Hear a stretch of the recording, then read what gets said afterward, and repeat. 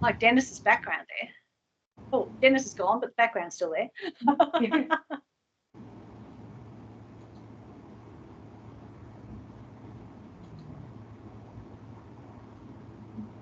This needs to mute. Yes. Dennis. Yeah. Oh, right. Ah, there you go. Excellent. We'll just wait one more quick minute. There you go. There's one more minute.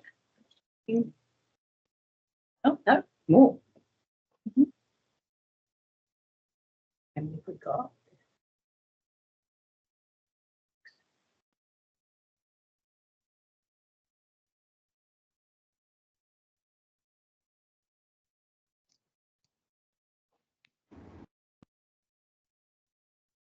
I know a few people there. Hello. All right. Excellent. Well, welcome everybody. I'd like to kick off actually by introducing our interim CEO, Tanya Robertson. She's a well-seasoned franchise professional, as most of you already would know, and she's been with the FCA for over 14 years. Yes. In one.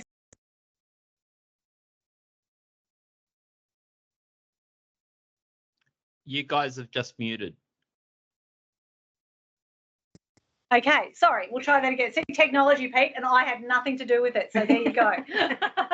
It's not always you, Tanya. There you go. No, it's not always me. But look, yes, so first of all, as I said, welcome everyone.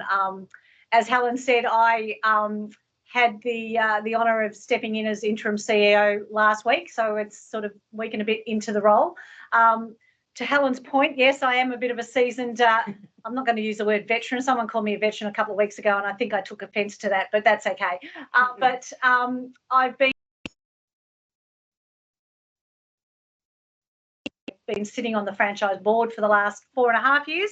And then when there was, when Matthew had to step away, they asked me if I could step in as an interim role, which I was more than happy to do, because for those of you who do know me and don't, I've been involved, my very first job out of high school was with franchising, and I just think it's the best industry to be involved with, and exceptionally passionate about what we do and how we do it. And I think these kind of sessions are new to the FCA. We've been talking about doing mentoring for ages, and it's really exciting for it to actually be happening.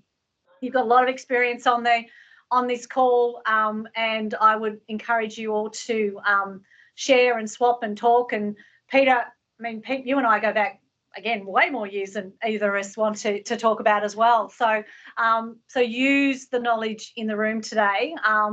Hopefully we'll see some of you in Cairns, and if not, we'll certainly see you at the next events that we've got, because I'm assuming this is Australia-wide, Helen? Yes. Yeah, so which is great.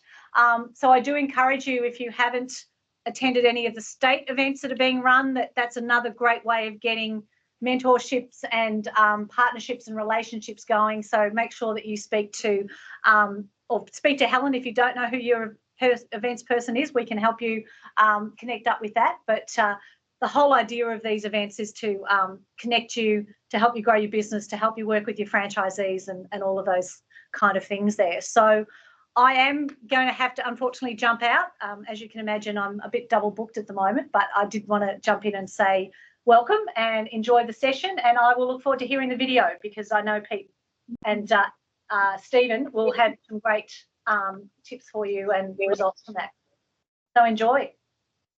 Thank you. Thank you, Tanya. So, yeah, welcome again, everyone, to our first ever mentoring conversational webinar.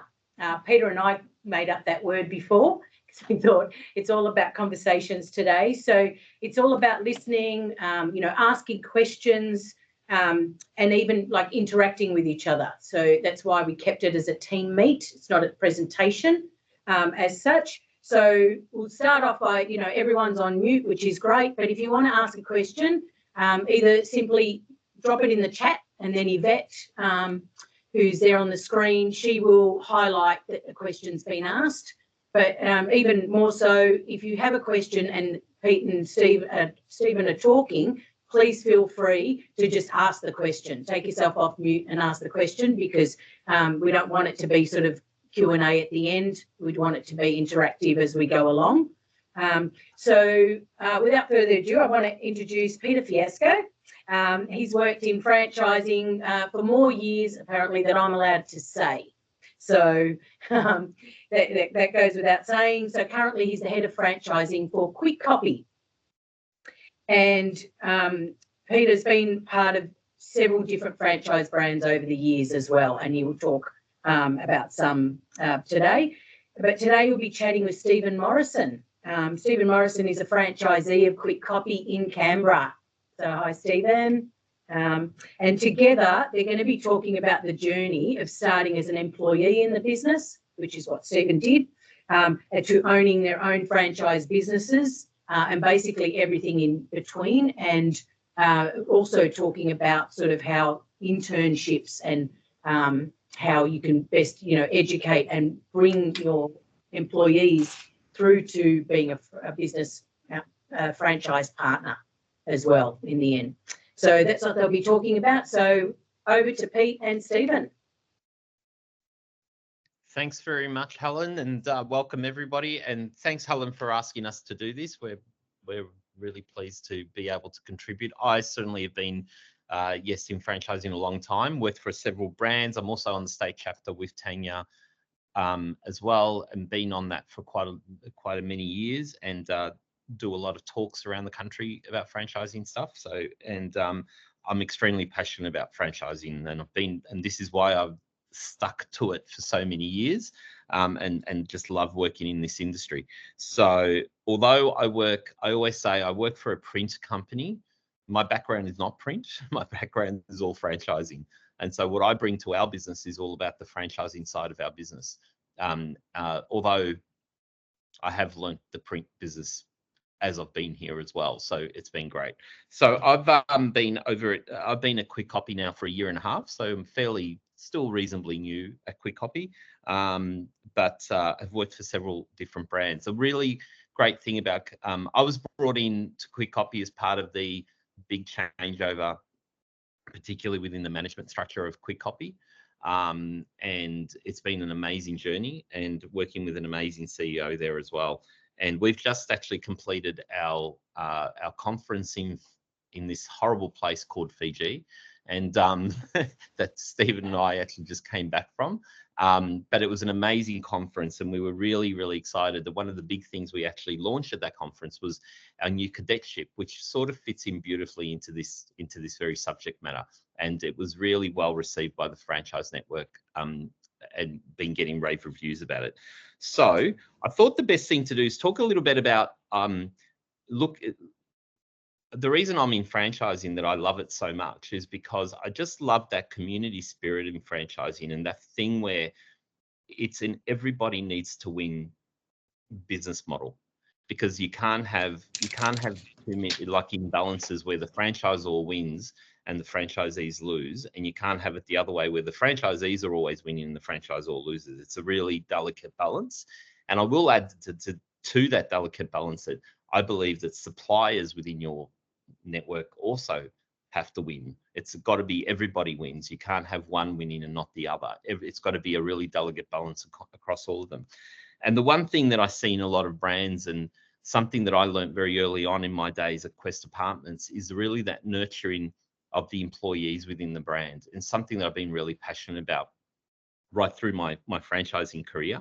So just to tell you a bit about Quest, when I was there, we very much had a multi-unit model that was very much about nurturing the talent coming up, and anybody who wanted to go into multi-unit moving forward had to basically have someone that they brought with them along that journey, an employee.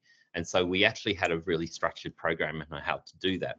And ever since I've left Quest, which was a number of years ago now, and they've kept that model, by the way. They're still doing it, which is fantastic. But it's always been a passionate, a real passion of mine.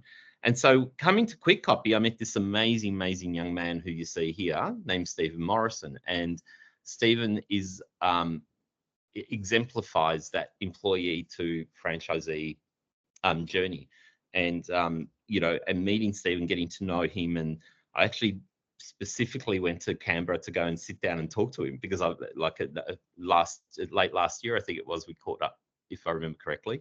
And it was so great to hear Steven's story, and he's so passionate, and he's so determined, and he's everything you want in a franchisee. But yeah, he started as an employee. It was fantastic. So some of the benefits of having employees come through your system and becoming franchisees, simply that they have evolved within the brand. They know the brand better than anybody else. They carry that culture of the brand and those values that you have in the brand, because they believe in it. They believe in it so much, they want to buy a business in it, for God's sake. That's how, it's awesome. And so they end up becoming these most amazing custodians of your brand when they become a franchisee. And Steven exemplifies that for us.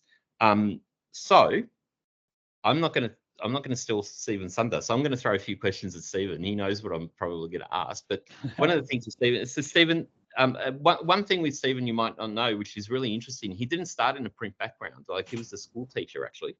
And art was the field that he started in. So I just think that's a really good reminder, is that don't ever worry about where that employee, what their background is, because their journey will take them somewhere. And it's about the passion, it's about their attitude that really matters. Because let's face it, when we were all young, I mean, I certainly, when I was 20 years old or 25 years old, I still didn't know what I wanted to do when I grew up. And look where I am. I'm in franchising. I didn't know back then that that's where I would want to be, but I am here now. So the reality is, don't worry about that background and what they might have studied or not studied, because it's really about what their passions are and where they want to go, and really tapping into that with the employees. So Steven, talk us about your journey until you got to Kwik Kopy as an employee. Just talk us through that. Yeah, absolutely. Thanks, Peter. Thanks everyone for having me. Yeah, you're so right, Peter. I think for me, it's always just been the opportunities that have come up along the way, and it's just been a matter of deciding to just jump on them when I could, and just and ride them as far as I could take them. So I started. I actually originally did a Bachelor of Visual Arts and an honours in photo media in photography. And then went on to do an advanced diploma in education to become an art teacher. I quickly learnt that I didn't really want to be a teacher. My partner is actually a high school teacher, so I encourage her, and I'm very, very grateful for what she does and how she helps kids every day. But yeah, not something that I could do long term. So for me, I decided to kind of pivot a little bit. I was working in a call center doing customer support, just on the phones, inbound and outbound, dealing with people every day and dealing with their problems.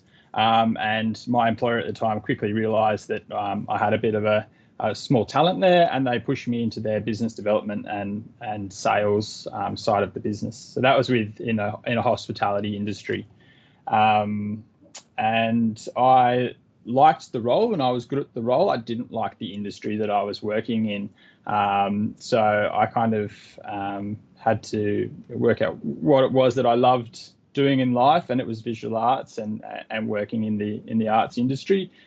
So I went back and studied a graphic design course at TAFE, which led me to Kwik Kopy. So my first job out of graphic design out of TAFE was as a graphic designer at Kwik Kopy in 5Doc.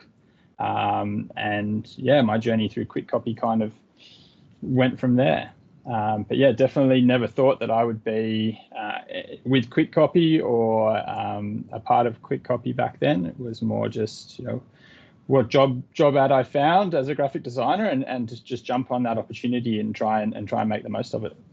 So, yeah, and what's really interesting, Steven, is that, as you know, is that the first franchisee that Steven worked with was himself an employee at one stage in Kwik Kopy as well. And he'd come through, and he's an amazing franchisee, and he's actually He's got one of the best track records of actually paying it forward, in actual fact. So not only is Steven a franchisee, was an employee of his, we've also got the picker here in Melbourne, who's also a franchisee, who was one of his employees as well.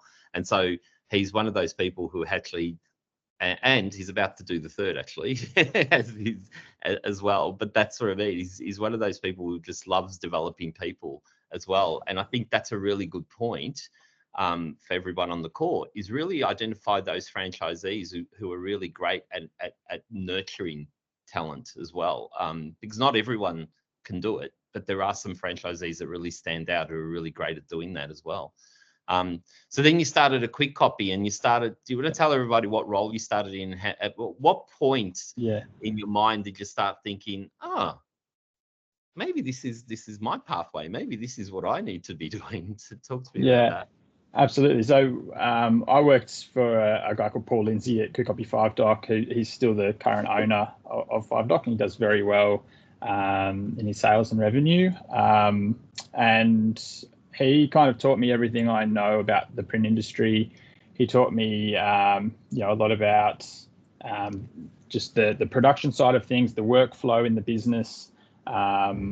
And then I kind of really valued the education that he was giving me. So we both invested in each other, and I ended up managing, becoming the center manager in that franchise, in his business. And with that, he kind of taught me hiring. He taught me, how to work with the franchise with Kwik Kopy Australia.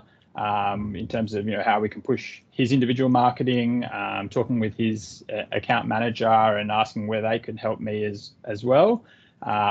He also taught me a bit of soft accounting skills, nothing too in depth, as well as people management as well, which I'm very grateful for, that he kind of gave me that kind of step up and that chance to take on that role. And he had a bit of a health problem and required me to take over that role, or his role almost, as well, which was such an invaluable, as much as it wasn't the best situation, I had to jump on that and learn everything I could about running the business at the time, to help it continue to grow. So that was. At what point did you just start thinking, okay, let's actually do this? Yeah, so he came back, and he actually walked in one day, and I said to him, I said, do you think I could do this myself? And he said to me, as long as you back yourself and you have the confidence to do it, then absolutely. And I think, one of the biggest things I've learned through the Kwik Kopy system is just to be confident and to back yourself, and to know that it's possible. And I've been, after working for Paul at Kwik Kopy, I worked at Kwik Kopy Miller Street, and also as a contractor at North Ryde. And for me, seeing the owners in the system, and the support that's there, and the family that Kwik Kopy have, was just, for me, it was a no-brainer that this is a part of a system that I want to be heavily ingrained in. So yeah. And the fact that the thing at Kwik Kopy that I'll say is we've got, we're really blessed to have these amazing values, our 4 values of creativity, ambition, excellence, and community. And the really great thing about those values is they weren't words that we put on paper and said this is what they are and put it on a wall. Those values actually came from a massive survey and thing that we did, study that we did with the franchisees. And it was actually the franchisees who literally were explaining those things, and then we managed to find the right words that actually expressed the values that they were talking about. And the one that we talk about really strongly in our brand is community, because it's actually, I've worked in many brands, but the community at Kwik Kopy by far is one of the strongest I've ever seen. And in actual fact, Steven, your test is, we call it our superpower. And it really is our superpower. Our community really is our superpower by far. Interesting enough too, Steven, what Paul did with you was very organic. It wasn't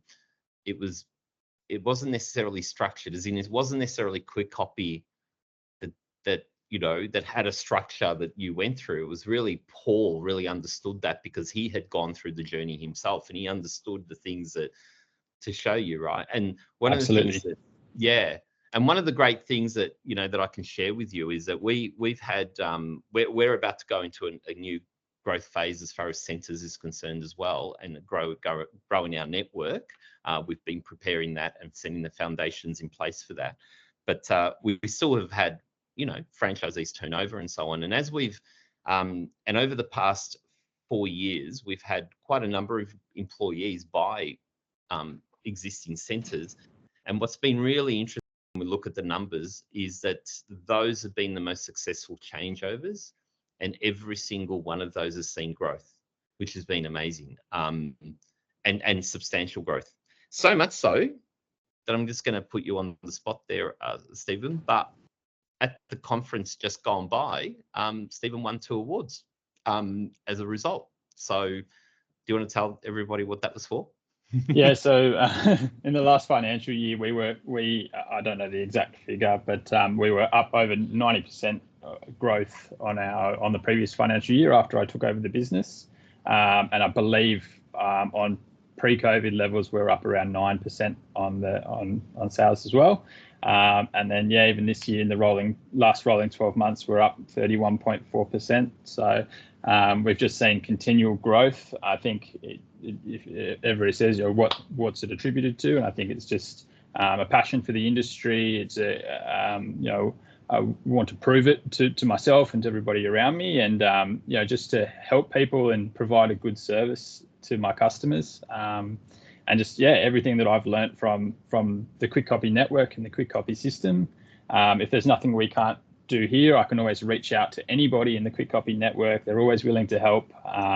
As Peter said, our community is extremely strong, and there's a great forum to ask questions on how to do anything. So you never feel alone I never feel alone in the Kwik Kopy network, even though I am down here in Canberra, and all of our friends and family are up in Sydney. We made a big move to come down here, but because of Kwik Kopy, we have this great, I always call it a family, but we have a great community, which is it's a great place, a great thing to be a part of. Excellent. And so so like I said, a lot of that happened organically, and one of the things that we at Kwik Kopy identified, and particularly as I remember coming into Kwik Kopy, and literally I think not 25 days after I started, I was in a strategy meeting with the board and CEO and a number of our senior people. And one of the things we had on the table straight away was that one of the things we wanted to be is, it was about where we wanted to go and what we wanted to be as a business. And one of the things that we had really identified very early in that piece was that we wanted to be an education business as well, because it was the only way that we were going to keep enhancing our group and keep enhancing our franchisees, keep enhancing the employees, and not just those, and also our internal team. So we've made a real commitment internally to keep educating our internal team, our crew at our at head office, but as well as that, making sure that we had pathways for our employees, making sure we did a continuous education for our franchisees, and so on, and keep nurturing from within as much as we could. We still want the external people coming into our brand and buying into our brand, but certainly to we also want to make sure we're nurturing people within our brand as well. And so one of the things that we've embarked on, it's one of my passion projects, is we started looking at how we can have a structured pathway, because I think Stephen brings up a really good point, is that when you have an employee, and when we all do, our franchisees are really great at teaching them how to do things within the business, how to follow those processes within the business itself. But they don't, and nor is it their role. Although like you said, Paul sort of took that interest and did it, but we don't necessarily go out and teach them how to be a business owner. Teach them how to run the businesses we have and how to use the model, but we don't necessarily teach them how to be a business owner, and that's a different thing altogether. So I think it's really important to really think about that. So I've got a question here. I may as well just quickly answer it. What is the brief history of Kwik Kopy? When did it start? How many franchisees, franchises? Is it Australia-wide? Do we offer marketing support, advertising to franchisees? We started in 1984. Annalise, you can correct me. That's the official timeframe, 83, 84, 83. Thank you. And it was a brand that was brought into the country from Australia, from the US, and we are not a master franchise, by the way. We actually own the rights to Australia and quite a significant other areas as well as the world. So although it was originally master, we're not a master now. We actually own the rights to the brand in this region, and so we're not a master anymore. But it started in 83, and with the Waits, if I'm correct, is the Wait family? Yes, correct. And we actually have Sue on the call. I can see her there. It was her parents who actually were the first franchisees in Kwik Kopy. And the brand has grown. It grew rapidly right through the 80s and 90s, and a little bit into the 2000s. We have since 2009 been a little bit in retreat in our numbers, and we're at 90 franchises around the country now. But we have a 2030 plan to get back to about 120 franchises by that time frame, and we will, because we've done a huge amount of work in setting our foundations and how we do that. The other thing, Australia-wide, sorry, the marketing question. Yes, we do. We provide a lot of support around marketing. It's quite extensive. So Stephen, do you want to talk a bit about that? Like, we do have quite a bit of marketing support. It's better coming from a franchisee rather than myself. Head office. Yeah, I mean, I can touch on it. You probably might have to help me a bit, Peter, but yeah, we have a full range. With a dedicated marketing team at the head office who are always, making a lot of digital assets for us, which we can use in our centres. As well as our store branding, our social media, all of our LinkedIn posts and those sorts of things can be monitored, and Kwik Kopy Australia can help us with them if we opt in to have that service. Otherwise, we can do it ourselves. So we have a national marketing campaign plan that we set up every year with national marketing, but we also have a complete local area marketing toolkit that the franchisees can use, and the whole toolkit is specifically designed so that they can target certain industries. Because we're a B2B business, it's a little bit different than a consumer business, but they can target certain industries because we have a ton of digital assets they can use to target certain industries, whether it's construction, whether it's education, food, you name it. There's all sorts of assets they can use to actually target those industries, and so there's a lot of local area marketing, like a local area marketing toolkit they can use. We also have what we call a buyer persona toolkit that they can use, which is really targeting the actual who the buyers actually are. One of the big research pieces we've done is really looking at who our buyers are, who are the people who are actually buying our product, and making sure that the franchisees are equipped with how they talk to that market, how they talk to those individual people, whether it's a marketing person, whether it's the executive, whether it's the PA, and how they can use that toolkit to talk to those different segments of the market. So they've got all of those toolkits as well, and it's all on our marketing portal that they can download and basically alter that for their actual center as well. So yes, a lot of that marketing support, and that's always evolving as well, I should add. Like, we're constantly evolving it. We've got a new website coming, which we launched at the conference to show people the new website, and it will be live really soon. We're in staging right now, and it will be live really, really soon. We're just going through the final touches of the website as well.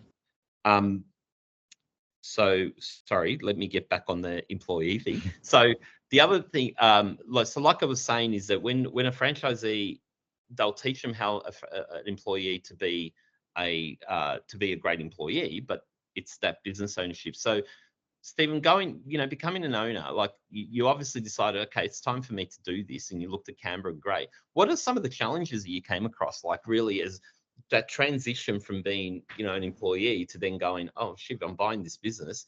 So there's two different challenges. There's a challenge of going into making that decision to go into it, but then there's also that next one, which is, okay, now I'm the owner and now it sits with me. So talk to me about that first part, about that transition bit and making the decision to buy, and what are the challenges you found in that buying process?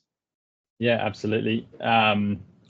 Well, it's a very terrifying process to go from an employee where you're getting your PAYG pay slip at the end of the fortnight or the month, and to have to go out on your own back, and all the risk is yours, but at the same time all the reward is yours. So yeah, it was a very scary process, and quite a big leap to make, especially for myself, because we moved interstate as well. So that wasn't easy. Definitely didn't help with the decision. But yeah, some of the challenges were, finance. Finance was having the right amount of capital to start a business, which I believe Peter has Kwik Kopy now has a solution for that as well for employees coming through. I don't know if you want to quickly talk about that, Peter. Yeah, so one of the things we're actually looking at the development of another program as well within that area as well. But one of the things that I did very quickly coming into the brand is that I just know what a minefield going through finance companies or banks and so on is. And one of the things that I was really keen is really partner with some good finance business brokers who really could hold the hand really comfortably with the person wanting to join the brand and walk them through that journey, because a lot of people don't, even people who from outside, they don't necessarily know what that journey looks like. It can be really daunting for them going to a bank, and generally what I found is that a lot of people will always tend to go to the finance broker who did their home mortgage, and that to me is sometimes a bit of a no-no, because those people are not skilled to help people with the business finance, and in actual fact can ruin the actual application process in actual fact. And once you put the application process into the bank, there's a record there. That record stays on that person's file. And when you try and get a second bite of the apple, they will look at the first bite, and so it's really important that you do that, all the prep work before it's submitted properly to the bank, that all that prep work is done properly. So really partnering with some good business brokers is really important. We've got a brilliant business broker now that we partner with, and she's been incredibly successful at particularly helping existing employees getting to the brand and helping them with their finance, and really holding it and going above and beyond in the way that she supported them. So that's been fantastic. And they don't have to use this finance broker. They can go down their own way. That's absolutely okay. But we've got these options where they can talk to people like that. We're looking at a future funding model as well. Really importantly is making sure you are really close to your finance partners. So we're really close with ANZ. We meet with ANZ every 6 months, talk to them about what our plans are. We present what we're doing. We talk to them about our benchmarks, where we're at financially. We're in the process of building a new partnership with NAB as well. And we have two other partnerships as well, because we're also an equipment intensive business. There's a lot of equipment finance. So we've partnered with with a company that actually helps support franchisees with their equipment finance as well. Makes this process a lot easier. Even with, because a lot of finance for equipment, you have to have an ABN for a minimum of 12 months. And so we're working with a company who supports them to have that for less than 12 months.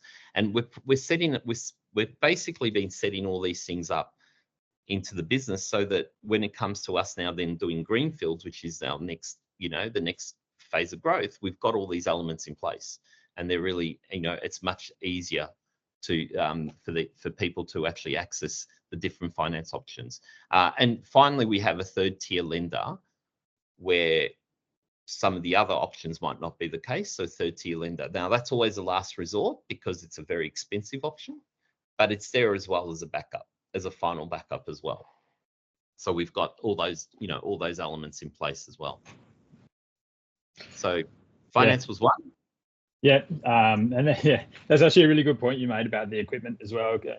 Being such an equipment-intensive business, when I bought this centre, the centre wasn't, didn't have any of the modern equipment that it required as well. So that was a huge, almost a firewall for me. It was a point of, can I do this? How am I going to bring the centre up to speed with the equipment I'm used to working with in the centres that I've worked in, and how are we going to change our workflow to be able to cater for that as well. So having that inside knowledge from my experience working for other Kwik Kopys was just so beneficial to know that we didn't have to invest straight away into all that equipment, but there were other ways we could go about it. And again, the Kwik Kopy network was able to help support that as well. But yeah, so when I actually worked for Kwik Kopy North Ryde, I was working as a contractor as well. So I'd already established my ABN, which was a huge benefit in the lead up to purchasing the centre as well. So that was already kind of existing. But yeah, I think another challenge that I guess we kind of touched on was for me was mitigating the emotion from such a high risk decision to take over and to buy my own business. And that's definitely something that Kwik Kopy was able to support me with, in terms of doing cash flow forecasting and to see how the business could project and where it could end up, and just to try and mitigate some of the risk and try and separate the emotion from the fact as well. So that was it was a huge help for me, being coming from the visual art side of things. And I thought, finance, how am I going to do this? Or cash flows, what's a cash flow? But yeah, having to jump in the deep end and learn that very quickly has always been really good. When I was working for Paul, I did enroll myself in a business course online through Curtin University. So after hours, I was trying to get up to speed with how to run a business and learn people management skills, a bit of accounting and those sorts of things, which I think this new cadetship that Peter's been working on and Kwik Kopy developing is just so invaluable to somebody who doesn't know anything about those sorts of things, or how to the business, running a business I guess aspects compared to just the everyday tasks of being people management and job flow. Being able to learn those things in an academic way, I think it's just going to be so beneficial. And I wish that it was something that I could have done, and then maybe I would have finished my course instead of having to learn the hard way. But I don't know if you want to touch on that, Peter. No, it leads perfectly into the next point that I've got, which is, and someone's just written here, it's a big transition from employee to business owner. You're exactly right. And so we've identified that. We've identified a few things. There's one of the things that we're really clear on. We want to be an employer of choice as well. And we wanted to make sure that one of the things that we did is not only look at it from the perspective of building, how could we have a few touch points with this cadetship? We wanted a way. So our industry is really interesting, particularly because people can come into it for different, they can come in as a graphic designer, they can come in as a person who does finishing in the background, they can be what we call a customer representative working, directly with customers. And in all of those areas, you sort of need a bit of knowledge about print, or at least build that knowledge about print. But as a brand, how do you provide, and in those roles, how do you provide someone with a career pathway that makes them want to stay for a long time with the brand? That makes them see that there's something beyond just a role that they come into. And so that was one of the things we really want to look at as part of this cadetship program. We also want to develop our internal talent, because we've got some amazing, talented people in our brand, and we want to make sure that we provided them, instead of having these things happen organically as they have been happening, like in Steven's case, because we just happened to have this amazing franchisee who'd been on that journey himself and understood it and was able to do that. We as a franchisor, it's not our expectation for our franchisees to provide that. It shouldn't be our expectation for the franchisees to provide that. Yes, develop them as an employee. Yes, to show them how to run that business. But becoming a business owner, that's not necessarily the franchisee's responsibility. So it's really important to make sure that we had a pathway for that as well. And and really get to the end of that process. And we didn't want it to be. We also want to make sure that that cadetship, that the person walked away with something that was actually of value. So it wasn't just doing courses, it was actually walking away with something that was recognized, that was qualified, and so on. So what we've done with that is we've actually partnered with an RTO. And as part of partnering with that RTO, we've now got a 3-year cadetship program. And every year they complete a different qualification. So in year 1, it's a Cert 3 in what we call entrepreneurship and business and new business. In year 2, they complete a certificate 4 in leadership, and year 3, they complete a diploma of business. So by the end, the person ends up having these 3 qualifications, but they're really prepared to either become a business owner or go on with whatever career they want, because it's not just about, they don't all have to become franchisees within our brand, but what it does is it does help the franchisees to, and when we were at the conference and launched it, so many franchisees were saying to me, this is fantastic. I'm actually adding in this into my spiel when I'm hiring someone, that we do provide this career pathway for people.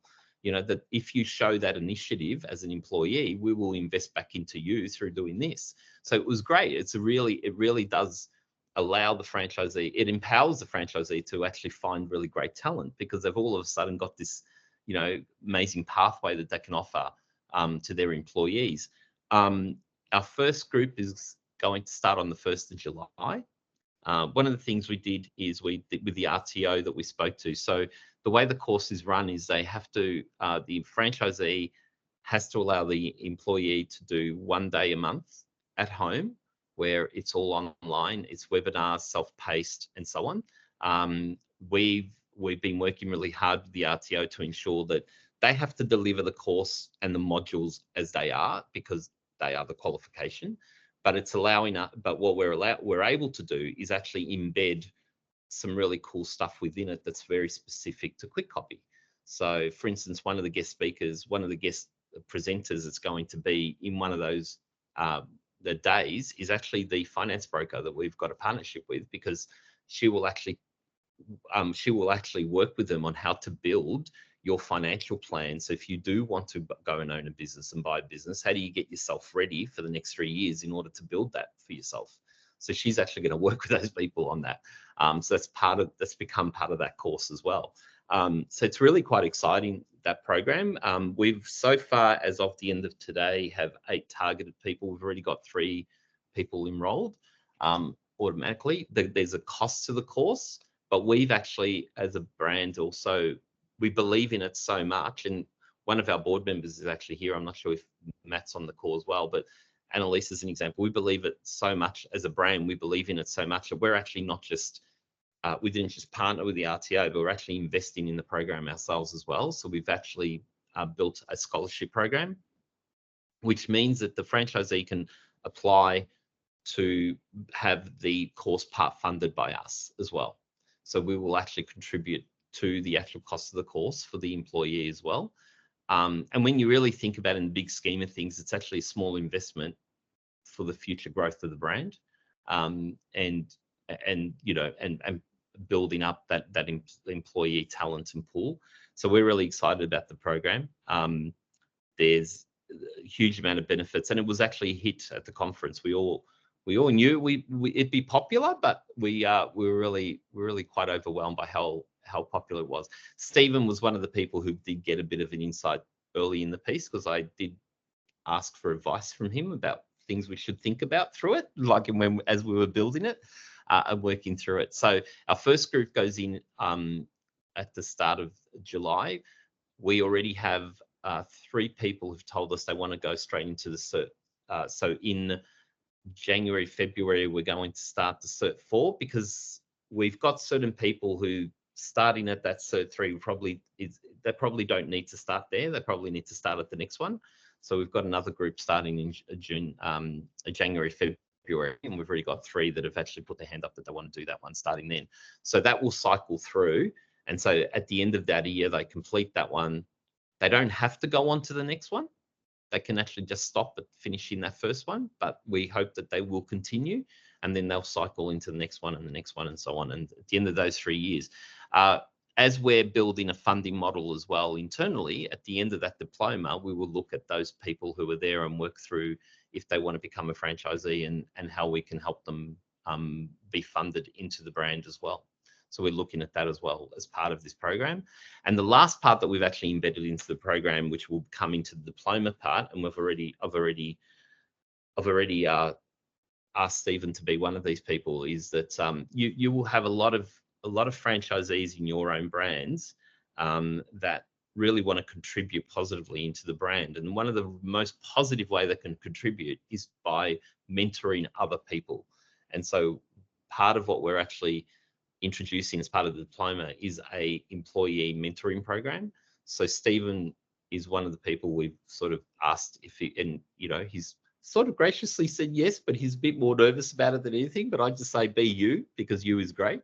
And basically we'll tag an employee who's doing the diploma with Steven, and we'll have a structured program that they'll go through where Steven and this employee, we don't know who it's going to be yet, but they will, you know, Steven will mentor them through to that other side, and hopefully, you know, and hopefully that person gets a lot of benefit. I'm sure they will. I've personally got mentors. I'm sure everyone on the call personally has mentors.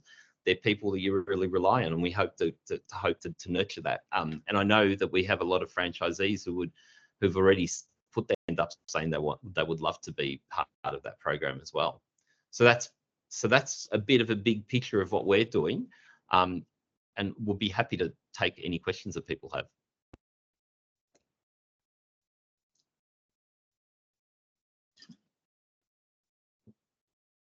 Gosh, the silence is deafening, isn't it? Helen, do you have a question?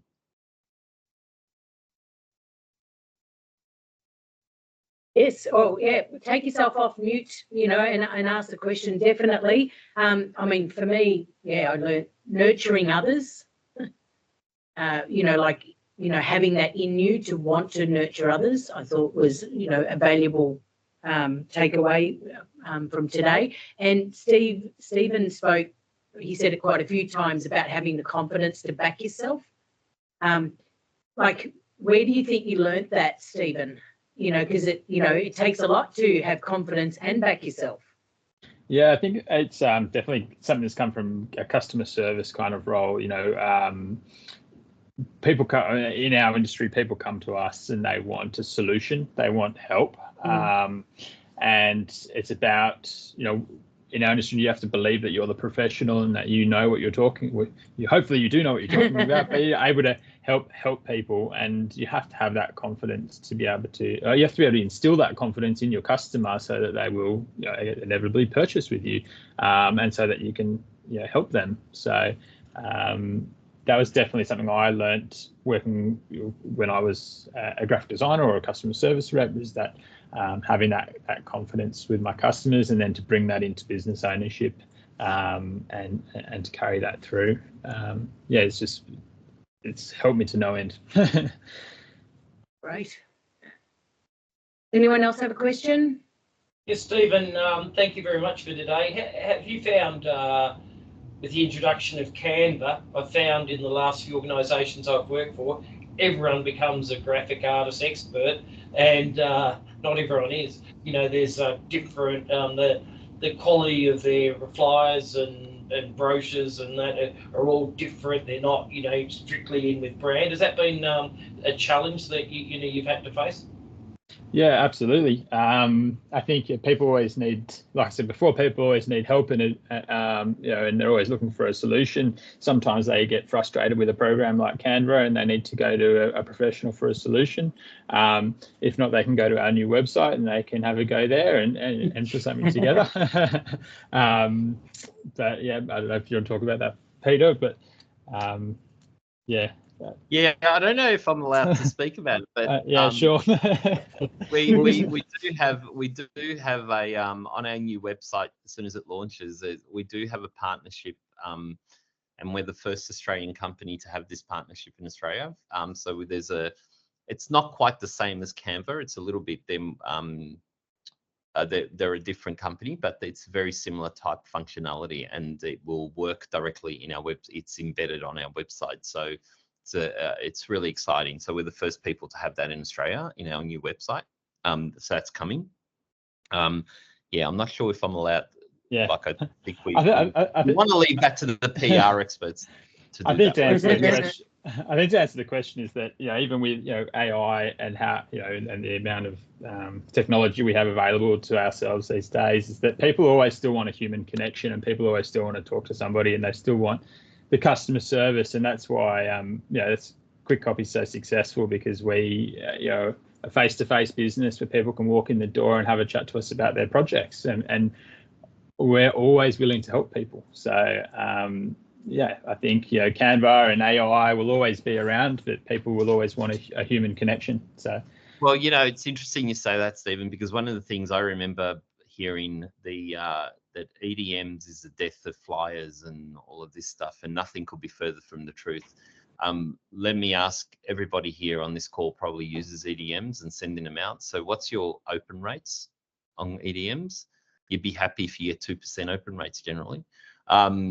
You know, a flyer actually has a bigger impact and a bigger return than your EDMs do. People don't realize that. And so that's the point, is we were told that it was going to die. It's not going to be. Well, guess what? Not quite the case, because the reality is that, you know, I always say what's old becomes new again. What's old becomes new again. And that's exactly what's happening within our industry with a lot of stuff. There's certainly certain parts of our industry that have that are probably shrinking. The cool thing is that it's actually not the parts that we actually focus on. The parts that we're actually very good at is actually not shrinking at all. And there's quite a lot of growth within our industry. But yeah, it's things like that. So the thing is with Canva, those tools are fantastic. They're really great. It's certainly, I think all those tools do is actually lifts as a standard anyway. But the reality is we do get some really interesting stuff that people have designed. And the minute we say, well, how about we do this, because a proper graphic designer looks at it and says, how about we do this and twist this way and fix this way? And all of a sudden they're going, oh, that actually looks a million times better with just some slight changes, because we are professional and we're able to show them that. They can't do that online. Any other quick questions? Kwik Kopy? Yeah, hi. My name is Annalise. I'm one of the directors of Kwik Kopy Australia. I don't have a question so much. I just wanted to add a couple of comments, and please excuse my voice. I've actually got the flu at the moment, so hopefully I can last this little bit. First of all, I just want to say thanks to Stephen and Peter for doing this. It's been a really interesting conversation. I hope you all agree. Congrats to Stephen for making such a fabulous impact with his business. And I just also want to call out CY2, who's also on the call from Kwik Kopy Australia, because she and Peter have been really instrumental in doing a lot of work on this cadetship program and just the learning and development within Kwik Kopy altogether. And really, I just wanted to point out the obvious here, in that it's just another example for us of the win-win of franchising all of this, because we already have so many great people within our system. If we can find ways to develop those people and give them their own opportunities, it's a win for them, it's a win for us. As Peter's alluded to, even if those people are taking the study and the learning that we can offer and then going to other places and, you know, potentially other franchises or other businesses, that's great as well. It's just the opportunity to be able to help these people in their pathway through whatever pathway career they've got is something that really excites us. So franchising, I think, is absolutely perfect for it, because, as I said, we've kind of got those built-in opportunities for people to learn and then, you know, go to the next stage and potentially own their own business. So it's something that we've certainly wanted to do for a long time. And we're really grateful that CY and Peter have put so much effort into making this happen. And we're looking forward to seeing a lot of new graduates in the years to come. Thank you. Yes, thank you, Annalise. Yeah, thank you so much, you know, Peter and Stephen. That was an amazing conversation, and probably why we didn't get too many questions, because everyone was just interested in, you know, listening. Kudos to this cadetship. It just sounds amazing and thought out, you know, by the business. And I know I started off within businesses working, you know, in fitness, you know, as the sales, you know, consultant, then, you know, sales manager, even teaching aerobics, mind you, managing clubs as well, you know, for lots of people. And then in the end, yeah, I worked for Genesis, you know, health clubs, and I ended up buying my own too. So I certainly went through the ranks. So yeah, understand that just having a process in there for your franchisees or employees, I should say, sorry, to be their own business owner is, you know, amazing. And it's what keeps our franchising community growing. So our next mentoring conversational webinar is going to be on Tuesday, the 28th of May. So if you're already in this, you know, obviously registered, you will I'll send you out an invite to the next one.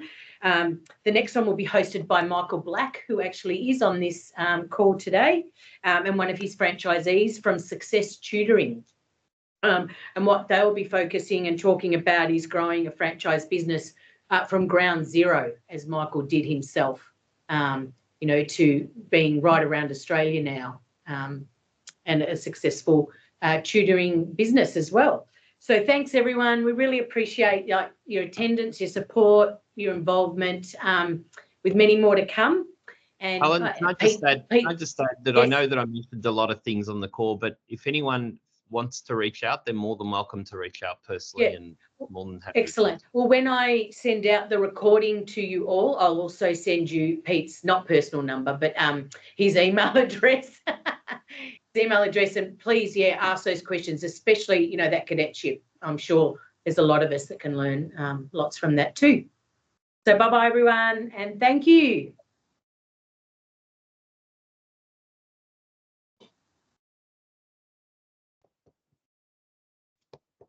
There you are, CY.